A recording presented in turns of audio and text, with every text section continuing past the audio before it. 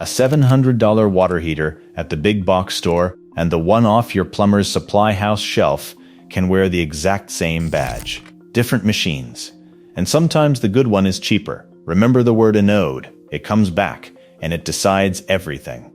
These are the only two water heater brands still built to last in 2026. Before we go further, if there's a quote on your kitchen table, I put everything this channel has dug up into one place. It's called the HVAC Defense Vault. 7 guides, 75 pages. Guide 2 is the equipment shortlists.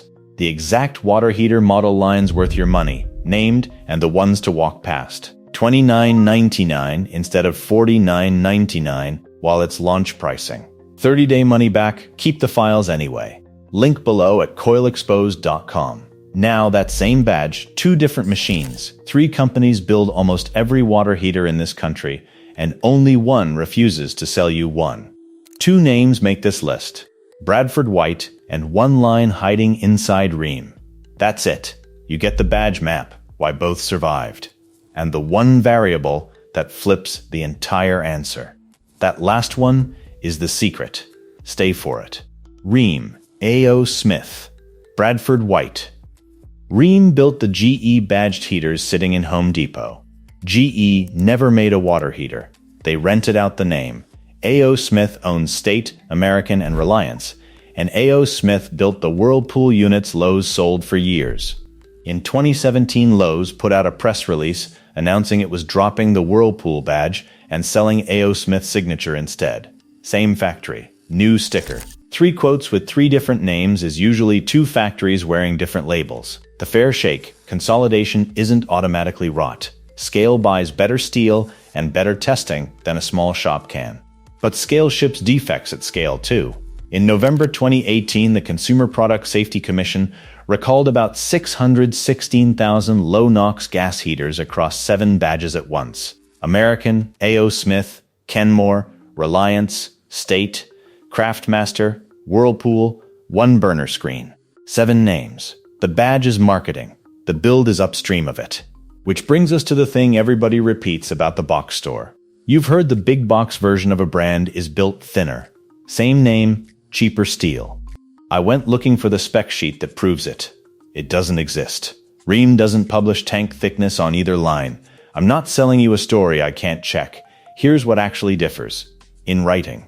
The professional line lists a brass drain valve where the shelf model ships plastic. Premium anode rod instead of standard. Stainless elements. And the big one. Warranty. 6 years off the shelf. Up to 12 through the supply house. The honest catch, and I won't pretend it away, that's frequently the same tank with a fatter anode rod screwed into it. You're buying warranty years, not steel. Which means you can buy the cheap one and add the rod yourself for about $40. Hold one thought for 30 seconds. There's a $150 part missing from most quotes that voids more warranties than every factory defect in this video. How old is the tank in your basement right now? And do you actually know? Tell me the number. I read them. And if you're still here, you already understand this channel doesn't tell you what to buy. It tells you what they were counting on you never checking. Subscribe, and you won't read a quote the same way again. Number 2 isn't a brand exactly. It's one line inside a brand. The Rheem Marathon. Every steel tank in this video is in a slow fight with water. Water wins. The Marathon isn't steel. The inner tank is seamless polybutene wrapped in filament wound fiberglass. Plastic, essentially it cannot rust. There's nothing in there to rust. So it needs no anode rod at all, and the rotten egg smell never starts.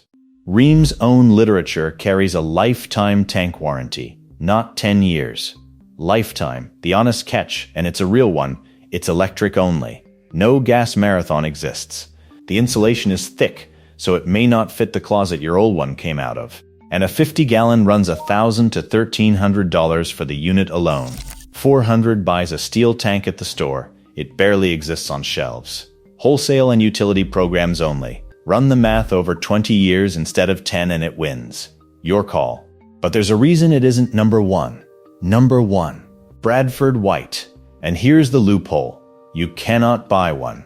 Not new, not legitimately. The company's own stated policy is to sell only through wholesale distribution to licensed contractors. That isn't a supply problem. That's been the strategy for decades. So Bradford White never had to build a stripped version for a shelf. There's no 6-year box store model hiding under the good one. One line, one spec.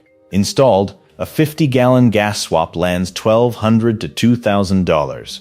A few hundred over the store equivalent, and most of that gap is the plumber, not the tank. The honest catch, the base residential warranty is 6 years. 6, you can upgrade to 8 or 10, but out of the crate it's no longer than what the competition hands you.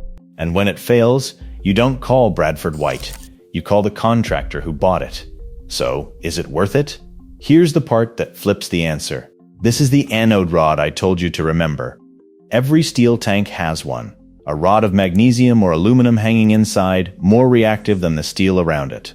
The water eats the rod instead of your tank. It's a decoy. When the rod is gone, the tank wall starts corroding. Clock's running. 3 to 5 years is the replacement window. 1 to 3 with a softener, because softened water chews through a rod 2 to 3 times faster. The rod costs $20 to $40. Here's what nobody selling a tank says out loud. A maintained mid-tier heater will outlive an unmaintained Bradford White. And I can't find one public dataset that proves otherwise. Plumbers prefer the badge. That's real. It isn't proof. The brand that lasts isn't a brand. It's a rod and a calendar reminder. The honest catch, you have to actually do it. That head is torqued in hard, and half the installs in this country lack the clearance to pull a straight rod out. A flexible segmented rod fixes it. And yeah, I know how this sounds. A voice on the internet telling you the supply house has a secret is its own hustle. Go check every name I gave you. Now the part I promised to close. The $150 part.